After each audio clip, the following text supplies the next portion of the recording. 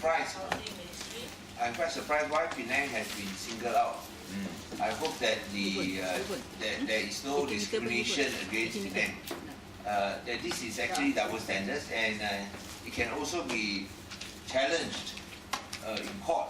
But I leave it to the radar to pursue the matter. But I think the minister would have to reply. I'm quite shocked by the revelation by radar that Penang developers have been discriminated and has been delayed approvals for their DLAP. Maybe you can dispute the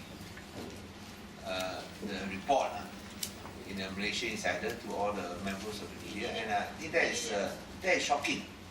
That's shocking. I think there shouldn't be any delay. Let's say developers from other states can get the license quickly. Why is it that developers in Penang, when they have actually been approved, given all the necessary approvals to build housing from low cost to other types of housing, why have they been denied the DLAP? Do you think it has anything to do with Penang questioning? No, it's obvious. Is it because Penang is not with Barisan, and maybe because you have only one chief minister like me lah. Again, an attempt to bully Penang. So we hope that the federal government stop bullying Penang.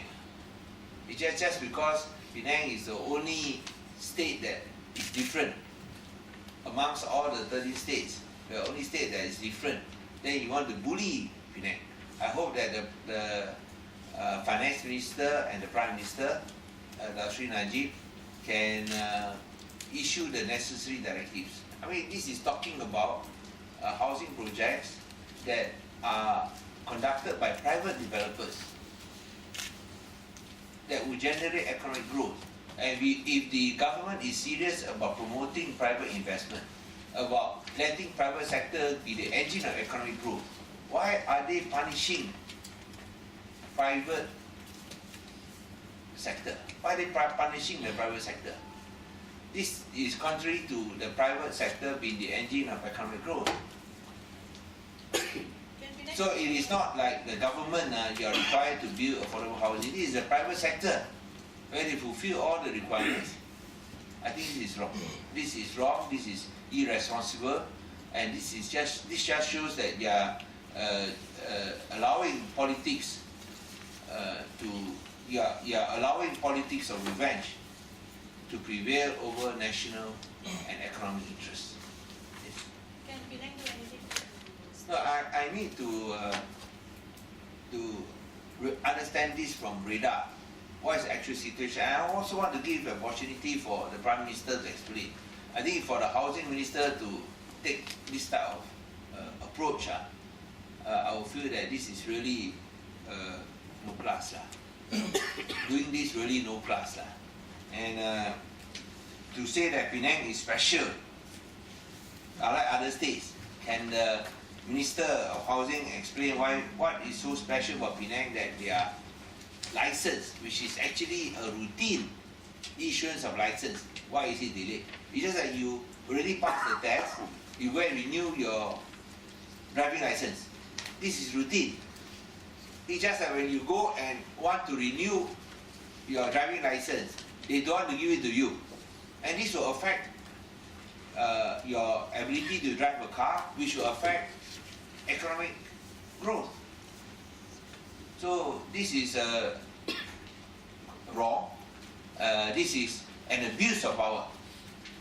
And we hope we can explain and allow these DLAP, developer licenses and advertising permits, to be issued as quickly as possible.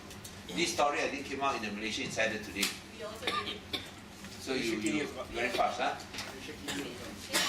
Malaysia Kini also have, yes. Oh, Tony is here. Welcome to. I was going to ask, when you say politics of revenge, do you also mean because Penang has been questioning the federal agencies' development projects, right? So do you think it has anything to do with that? We hope not, because this is between the state government and the federal government. Our query is that we are willing to approve all low cost and all public housing. Between up to 72,000, low cost, low medium cost, no problem. We are only questioning why is it that the federal government is carrying out projects valued at 1.85 million ringgit. But unfortunately, when we ask that, that is never printed in the press, especially in NST or in Libyan control media, they never print it. We are asking, the reason why we did not approve these projects is because they are making money. The government cannot be making money from building houses. And building houses up to the value of 1.85 million. So this is a different issue. We are talking about private sector. They comply with all the rules. The private sector in Penang and the private sector in KL are the same. They are both engines of economic growth. Will that be extended to other areas? And please remember that Penang contributes 25% to Malaysia's imports and exports. You do not cut off your nose to spite your face. Because at the end, if you want to punish Penang, you also punish yourself. Because we play a very important role in Malaysia's economy. So please behave like a government for all Malaysians, not of one small sector. And this is completely unacceptable. As I said just now, an example, it's just like we are applying to renew our license, they refuse to renew. Other places can renew, but not in Penang.